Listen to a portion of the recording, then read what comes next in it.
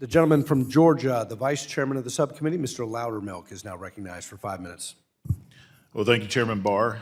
Congratulations on your post as leading this committee, and thank you for holding this. This is incredibly important because we need to think back of when Gramm-Leach-Bliley was enacted. I've got 30 years in the IT industry. I remember that year of 1999 distinctly because we were preparing for Y2K. All right, the Nintendo Game Boy had just been released. Dial-up modems were finally on their way out, and we were getting these whopping speeds of 2 to 6 to 10 megabits on cable modem and DSL. These devices were non-existent at the time. We were just being introduced to the BlackBerry in its introduction. Needless to say, we've come a long way. And one other interesting statistic, a dozen eggs were 89 cents, if that doesn't age us where we are today. So, and Google was only a year old as a search engine. We've come a long way since then, and fintech was non-existent, and multi-billion-dollar industry of big data was non-existent. But the law that is regulating us was built around the technology of that day. So, Ms. Lee, as you mentioned in your written testimony, 8 in 10 Americans now use fintech, which is technology that was not even dreamed of when GLBA was enacted, correct? And that's been many years ago. Can you give us a bigger picture of how the financial service industry has changed as well in that time and the role fintech has played in those changes?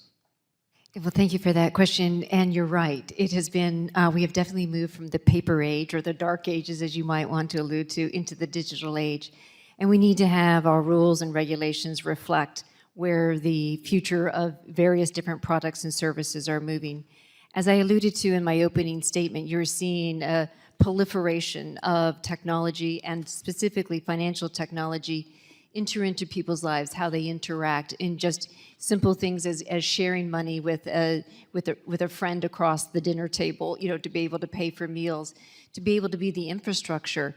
Financial technology allowed for e-commerce to occur, for small businesses, especially during the pandemic, to transition from a restaurant from just a brick and mortar into a delivery service, to be able to keep their restaurants open during that time. It was the underpinning of financial technology that allowed for that to occur. As Brian alluded to, also during the pandemic, financial technology was facilitating a lot of the loans going out to the smallest employers and bank, or smallest businesses that were there. And so you're seeing it kind of come into various different means, various different ways.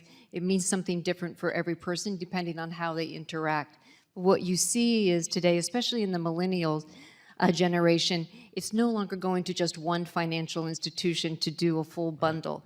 You're now seeing a scattering. They might have one app to do budgeting, another app to do investing, another app to pay for certain things. So you're seeing it being used in very different ways. And in the various ways we're using it, we have a massive amount of data that is being collected and retained on each one of these users. And data collection and data retention is an area I'm greatly concerned with. Do you believe that it is imperative that we update laws like GLBA at this point because of that? Absolutely. We do have a tremendous amount. And I would say, though, there is a distinction between data and financial data. It is protected under GLBA in a much different way, but we do need to update it to include things such as giving the consumer the right to delete, for giving the transparency in what we need to do so they have a clear understanding where their data is going, but also give them the ability to share it in a manner in which they would prefer to whatever services, digital service or other, that best fits their own financial needs. So there's a lot of different elements, and as we alluded to in our own privacy principles, paramount, consumers should have the choice. Second of all information and how it's shared should be transparent, and providing them the ability to delete. All right.